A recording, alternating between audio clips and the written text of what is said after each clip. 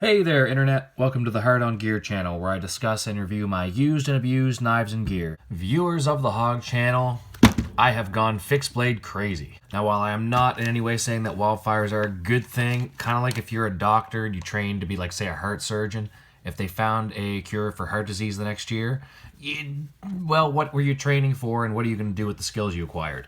That's how I look at firefighting. When there's big fires to go and deal with and I get to go and take part in them, it's great. I get experience, I get to get that little adrenaline rush and a little bit of overtime, and with that comes maybe the purchase of an extra knife or two, like this fella here that was suggested to me months and months ago on a video. This is a knife I would have picked up sooner if I had known it existed, but when I was doing my Izula video, I was discussing how that was a knife I'd searched for a very long time. Or I should say at least a solid 6 months of just non-stop YouTubing, trying to figure out what my best EDC fixed blade options were. I was looking for something about this size and around the $100 to $200 price range, preferably something that I could carry appendix carry. An appendix carry is something I hadn't done before, but it's kind of what I figured would be the best move for me and as far as what my knife use is. So in that Izula 2 review, a fellow named Face in the Crowd commented and suggested this knife right here, the Tops Mil Spie Elite. Now I'm aware of Tops. This is my first Tops knife.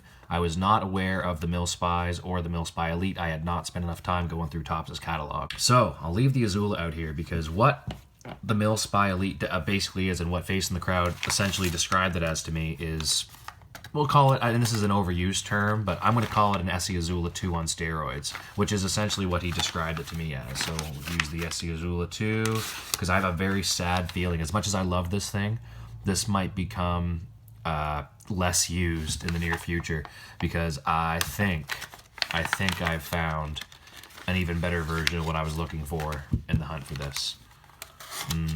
So a little bit bigger, and the profile is definitely going to be more noticeable on my belt. So just quickly before I take it out and handle it. Well, yeah. About an extra inch maybe on the handle or on the sheath. I love almost every single aspect about the Izula 2 and the sheath that comes with that belt clip. It just doesn't have enough blade to do a lot of the tasks you want to use a knife for. Which is not terrible, because sometimes you want a short blade length, but the Tops Mil Spie Elite has a lot of the same properties with just a little bit more blade. Okay, so right off the hop, looking at the sheath, very similar in profile and size to the Izula 2, except maybe a little more slick. Now this is currently set up for a vertical carry. I'm going to switch this around, which I think isn't too complicated. Yeah, I can just do it like that. So I'm looking at a 1095 powder coated high carbon steel. It's the same, very similar to what you're going to see on the Izula 2. The Rowan heat treat, of course, very famous with Essie, and Essie's warranty is unbelievable. They'll replace any Essie knife that you return to them, no matter what happened to it, no matter what the story is, so long as you send them back the pieces. Transferable, too, so if I sell that to somebody after everything I've put this thing through, if they break it, they can return it for a brand new one.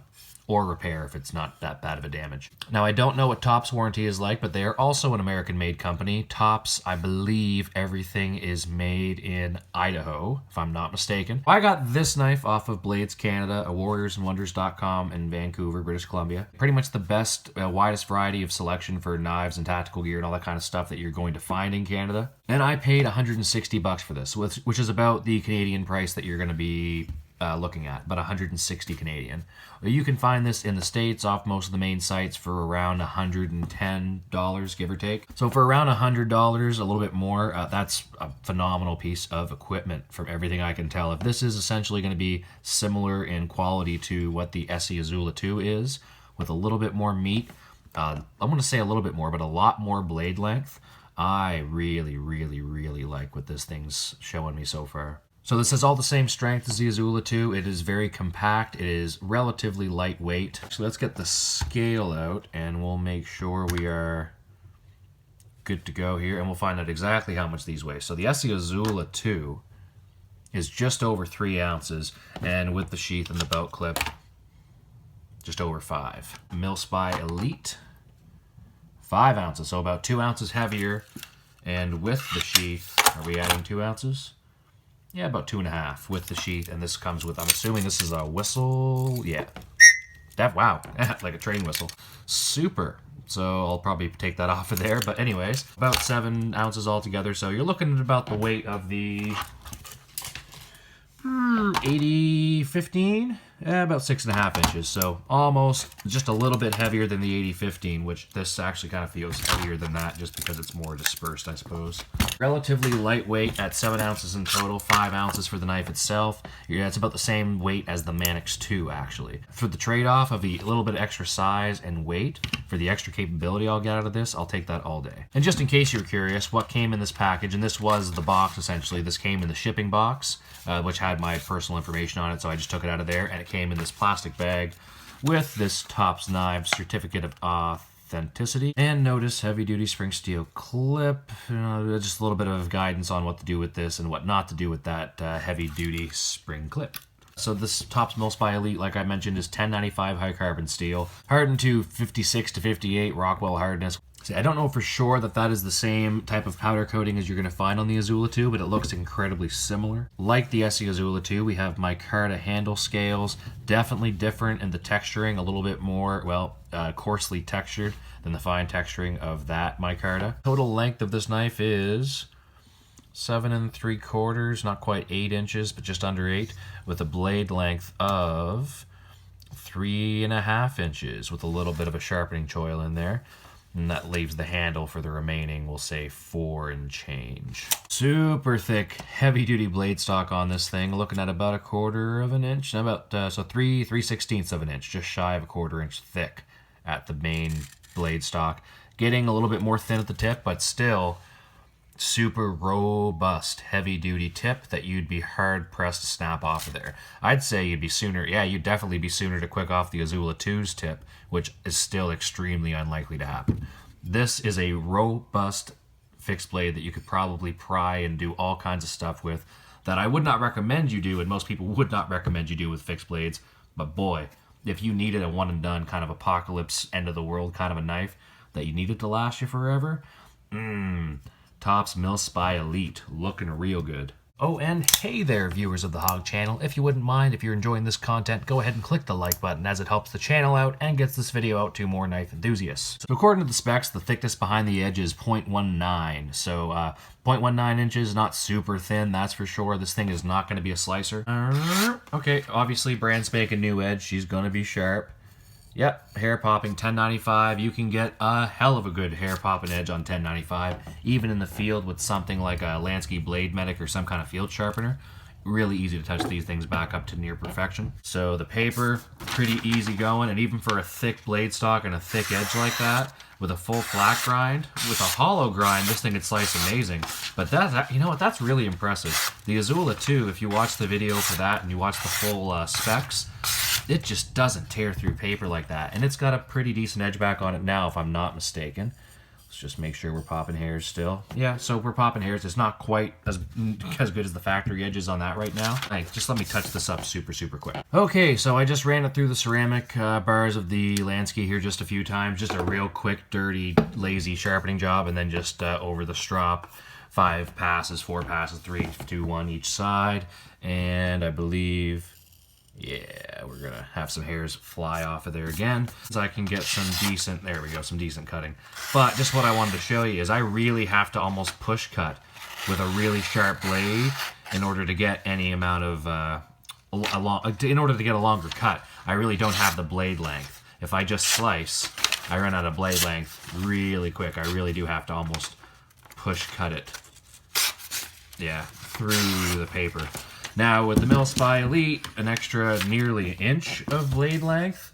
Holy smokes. Yeah, just a phenomenal extra amount of blade length on that Mil Spie Elite.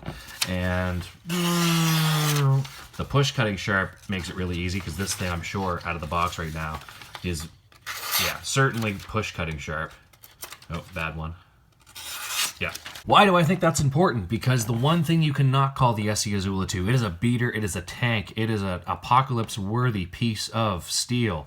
It is not a slicer. There's nothing slicey about the Izula 2, and while you're going to be able to say probably the same for the Mil Spie Elite, I'm pretty impressed just with the paper test that I think if when it comes to at least opening packages or maybe just slicing paper, boxes, cardboard, this thing could actually get a lot of work done for you, where you really have to use a lot of your own wrist and forearm strength to push through things with the Izula 2. Even when it comes to cleaving branches and making like a hot dog roaster or something like that, the Izula 2 just doesn't have quite enough blade or bite to really get into some of the bigger stuff, or if you get into some knotty wood.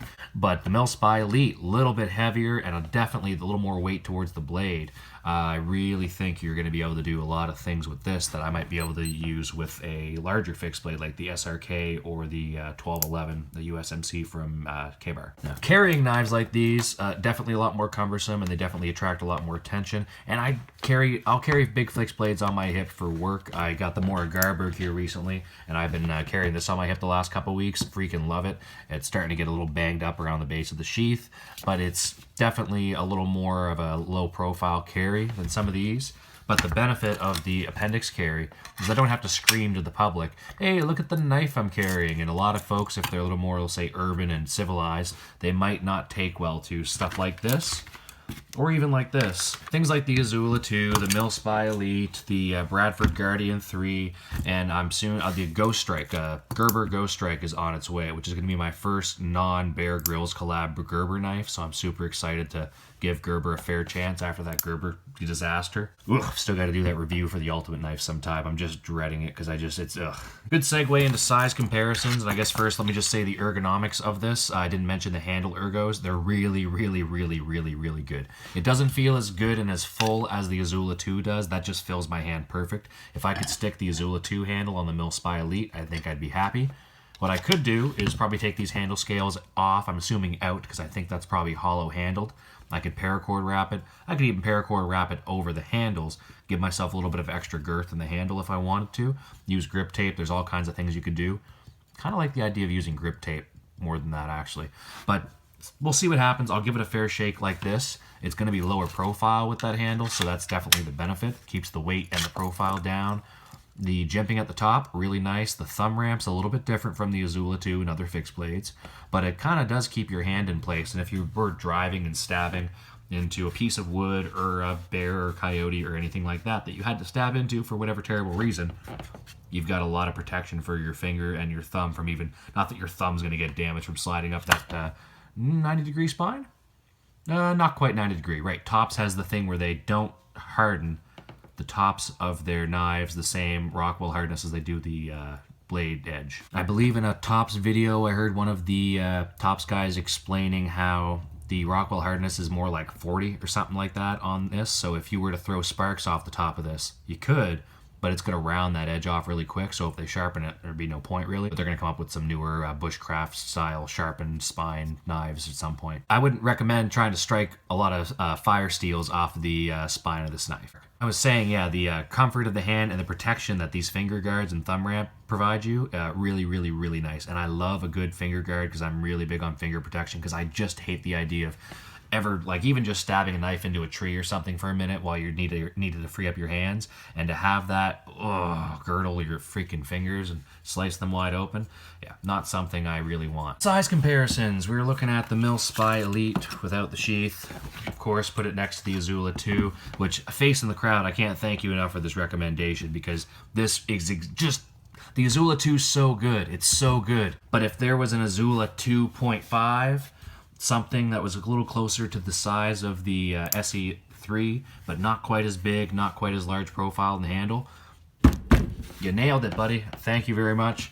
I think this is just, that's awesome. So the Izula 2, a little bit smaller, definitely going to carry a little bit, you know, the sheath's almost a little bit bulkier. I don't know that's going to carry that much easier than the Mil Spie Elite. The handle might stick out more, not a big deal. Next to the Bradford Guardian 3, very similar to the Izula 2, a little bit longer in blade length, a little bit beefier in the handle still, probably, and with the big bulky sheath with the Bradford Guardian 3, I thought that would be a lower profile carry than the Izula 2. I don't know what I was thinking. It absolutely is not, especially under a t-shirt. It's very comfortable. I'm not complaining. The sheath's awesome, retention's great. Bradford Guardian 3 is really nice. Could use some more finger protection or a larger handle. The sheath, I think, will be smaller on the Mil Spie Elite. those aside and look at a couple others. Let's take a look at the Moras. There's your typical Mora companion, a little beat up, maybe about a millionth of an inch taken off the tip of that, where I've had to sharpen it back a little bit. And there's the Garberg. So there's Mora knives are not a big knife, but that's your average size fixed blade for a lot of your bushcraft stuff. So the Mil Spie Elite, not quite that large. And a couple of larger 1095s. Actually, sorry, this is the SRK is in SK5, and it's a little bit loose for me throwing at it a bunch of crap. I'm a little disappointed with it, but to be honest, I was using this for very inappropriate tasks that you should not use knives for, like whipping them at a bunch of trees. This is not a throwing knife. So I put the little wood shivs in there just to keep it solid. Anyways, that is a SRK next to the Mil Spie Elite, and the big, bad K-Bar USMC 1211. I actually believe this is the 1214. You can check out that full K-Bar review. It gives you the full details on what is what. But these are the type of fixed blades I'm more used to carrying. The SRK is still a little bit small, but the USMC or the large heavy Bowie from K-Bar, more of my style for fixed blades in the woods. I was hoping the Izula 2 could kind of bridge the gap a little bit more between EDC and Bush fixed blade. Not quite doing it. I find myself carrying something like a Mora knife or anything like that, just to give me a little bit more capabilities if this is the biggest knife I'm carrying otherwise. Hopefully the Mil Spie Elite gives me a little more versatility and a little more of the heavy-duty bushcraft capabilities that I'm looking for in my fixed blades. Just in case some of my loyal subscribers are mostly folding knife folks, I'll give you a little bit of folding knife love. We'll haul out a couple of cold steels to compare to this fixed blade, because anyone who knows cold steels will know that they're basically a fixed blade that folds in half. There's your AD15 with Scorpion lock, and there's the old classic AUS 8 Recon 1. Pull those aside for a second to look at the Rat Model 1 and Rat Model 2. And then how about I give you a peek at the couple of Spydercos just to round out the size comparisons for this Mil Spie Elite video. Actually, that's a pretty good comparison. The Manix 2, more so than the Paramilitary 2, which is a bit longer and skinnier. Manix 2 is very close to the size and profile of the Mil Spie Elite. Now, what is so fascinating about that to me is that I've tried all kinds of knives out in the last year, just trying to really get a feel for a lot of these classic models that I have yet to experience. So the Izula 2 Manix 2 I figured would be my best everything one and done knives before I decided to do this channel and spend a bunch of money on knives. But they're just, the Izula 2 is close. It's very, very close. It's just not quite there. And the Manix 2 really is still, in my opinion, my favorite EDC folding knife. There's different knives for different tasks that I prefer as far as folding knives, but as far as a general one and done, if I could only have one folding knife, the Manix 2 is still at the top of the heap for me. And the fact that the Mil Spie Elite is feeling so close to the size, ergonomics, and handling. Right hand's not super coordinated, bear with me. Yeah, I didn't realize it until that size comparison, but that is fascinating. Obviously, different blade stock and different blade properties, but remarkably similar in a lot of ways, which is no surprise as to why just putting this thing in my hand, that feels good. I do wish it was a beefier handle. I'll probably experiment a little bit and I'll let you know how that goes. For now, I think I've got a new fixed blade to put on my hip. At least, well, one new fixed blade out of about 5 or 6 others that I've got on either recently come along in the mail or with ones that are coming shortly. I should say one of the fixed blades that'll be getting some time on my hip lately. I'm going to have to rotate a bit and figure out what ones tickle my fancy the most, because I think this is going to be great for most EDC carryings, and I believe the Izula 2 is going to become... I hate to say this. Oh, God, I love this knife. I think the Izula 2 is going to become a permanent bush or backpack knife, something that goes in my outdoor gear, probably connected to a backpack, because it seems like one of the best places to keep the Izula 2, and I know a lot of folks use the Izula 1 or 2 for that. The other fixed blades, like the Bradford Guardian 3, I do wish I had the 3.5, although I don't know, compared to some of the others, I might get the 3.5 eventually. Maybe I'll get lucky and get my hands on one to do a review and a comparison, but I'm not crazy about leather sheaths, never have been. I kind of like Kydex. I wanted to try this one out because this is such a classic and everyone has such good things to say about the Guardian 3. I don't know how much belt time this is going to get. And I have been wearing this and I'll be able to put a good review out for this soon and a really good comparison between the Izula 2 and this. But compared to the Mil Spie Elite, the SE Izula 2 and the knife that I've got coming here shortly, which I ordered a fixed blade that I did not plan to order anytime in the next several years, to be honest. Assuming COVID slows up a little bit and the Canadian forces pick up their recruitment, I just finished what I think is my last fire season and just had a couple of nice trips that gave me a couple of nice overtime pays. I'm essentially calling this a gift to myself, a early retirement from my first career, and that knife's going to be coming in the mail probably sometime next week. That unboxing is going to be exciting. I do get that knife, which is a very, very nice American-made fixed blade. I have a feeling I'll have to fight to get this thing on my belt because I'll be carrying the new one pretty much all the time. So for the next week, I'll be definitely keeping this on my person all the time to really get a good feel for it. Oh, and I almost forgot. I gotta show you my new toy. Metal Complex has been bragging these up forever. I have finally upgraded from this piece of garbage, and I'm gonna blow the brand here a little bit. Titan. I'm assuming you're a cheap Chinese-made brand of some sort. This tool is crap. Do not buy it. It is soft steel. You will strip your screws and you'll not be happy. This is going into a dark corner somewhere where I hope I never have to use it ever again. And finally, the Weehaw bit driver and bit selector have been purchased. Thank you, Metal Complex, for your suggestions and always plugging these awesome tools because I cannot wait to not strip my freaking screws. So I'm going to change out the screw, which I almost forgot to do, on the sheath and get that belt clip over to the other side. And we're going to pop this whistle off, and maybe I'll find somewhere it's productive to put this. Okay, so we have another one of these situations where I have unscrewed a bunch of stuff and then looked at it afterwards and thought, that was dumb. Probably didn't need to do all that. So looking at this, obviously there's another screw hooked up to the center here. I don't know what I was really... I guess I was thinking I could open up the Kydex here and unfold it once it was... or at least bend it open enough that I could maybe unscrew that. And then, of course, realized, no, it's definitely molded Kydex. You're not going to bend that. Duh. And then I thought maybe I could get under the belt clip. You could with an angled Torx head of some sort, definitely. And then I thought... there's no screw hole on the other side. So, okay, everything I just said about the Tops Mil Spie Elite, phenomenal, without a doubt. Gonna have to figure out something for the sheath because the belt clip design, apparently, maybe I would have had to order a left-handed sheath. Maybe that's something I gotta look into for Tops. In the meantime, I'll get used to carrying this with the right-hand sheath, and if I have to use my left hand, I'll draw it reverse. I mean, I've done plenty of wearing, like, say, the Mora knives one way, having to draw them off my hip reverse grip. I would no problem just getting used to doing that and then switching it around. Or if I draw with my right hand, it'll be set up primary grip. Anyways, just something interesting that I almost missed here at the end. So any of you Southpaws out there, keep an eye on that, and I'm sure I'll check it out, but I guarantee you Tops does something for lefties out there. They're too big and too, they're a military designed company, or at least like I think they're veteran operated and owned. Somebody fact check me on that, but I'm sure they wouldn't produce top quality knives like this that they wouldn't give some left-handed options for. So just look into that before you make your purchase. Oh my god, I just got a great idea. Might not be, yeah, it should be pretty comfortable actually. This might work just fine for me as a left-handed, or you as a left-handed person, as an inside the waist holster. Never thought about that. There's no belt on this, but you know, just like imagine you stick the belt clip over your belt on the outside, and then the knife sits inside of your waist, whether you want that appendix scout on the back of your, on the small of your back. That actually might be better for me because I don't need shit dangling outside of my shirt. You know, not that I'm looking to conceal this, because I am not. This is not a weapon. This is a tool. It's just that you don't want to have stuff poking out of your shirt profile, and it just draws attention that doesn't need to be drawn to you.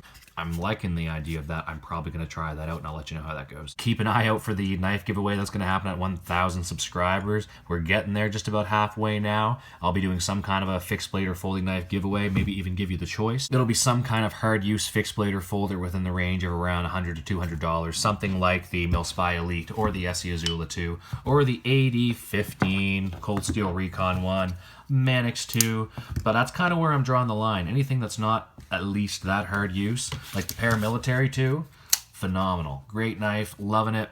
Just, I'm not treating this the same way yet that I'm treating these. And the Bradford Guardian 3, same thing. Phenomenal knife. It's already got a few nicks in the blade, and I don't even remember what I could have done to do it. Like, I've used this knife, but I haven't used it nearly as hard as some other stuff, so I must have been slicing boxes and hit some staples or something. But that Bowler N690 is supposed to be a good bush steel. It's not supposed to be hard to sharpen, and this thing still cuts just fine. It's got a really nice edge on it still. Not quite hair popping because I have been putting this thing to work, But Bradford Guardian 3, been good. I don't know how much belt time you're going to get between the Mil Spie Elite and this new sucker. Keep an eye out for the new unboxings, and I've got another fixed blade behind me here. I'm not going to spoil it yet, but you'll see that unboxing coming up soon as well. This is awesome. I'm starting to get a decent collection now, which I'll be able to start doing what I wanted to do with this channel in the first place, which is do a lot of good comparisons, get a lot of field testing done, and start to talk about some of the hypotheticals around what knife beats what knife in what situation. Not that I'm an expert in any of that, or in anything really knife or anything related at all. What I am is someone who's curious and always looking to find the best and most reliable answers for stuff that I'm interested in. Hopefully I'll be able to help transfer some of that information knowledge to you guys.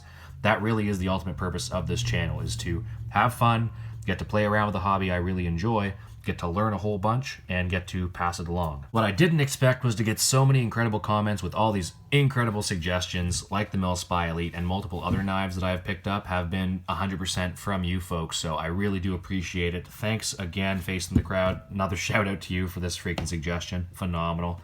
And anyone else who's got any thoughts about knives that I might be missing in my life, I can't promise I'm going to pick them up soon because I've just blown way too much money on knives. If I was married right now, I would be divorced. Thanks again for your viewership. Appreciate you hitting the like button if you don't mind spreading the good word to other knife enthusiasts. Knife enthusiasts. Brr. They could be nice enthusiasts too. I don't want to say they're not. Appreciate you subscribing, and if you want to pick up any of these knives, I appreciate you doing it through the Amazon links in my description of these videos. I'll get a little kickback at no extra cost to you. There's also a Patreon there if you want to support the channel in the long haul. Help me be able to buy some new knives and gear to use for the channel. Thanks a lot. Hit me up in the comments or on Instagram, hardongearchannel, if you have any questions, thoughts, concerns, suggestions, and I'll see you next time. This is the Hard On Gear channel, signing off.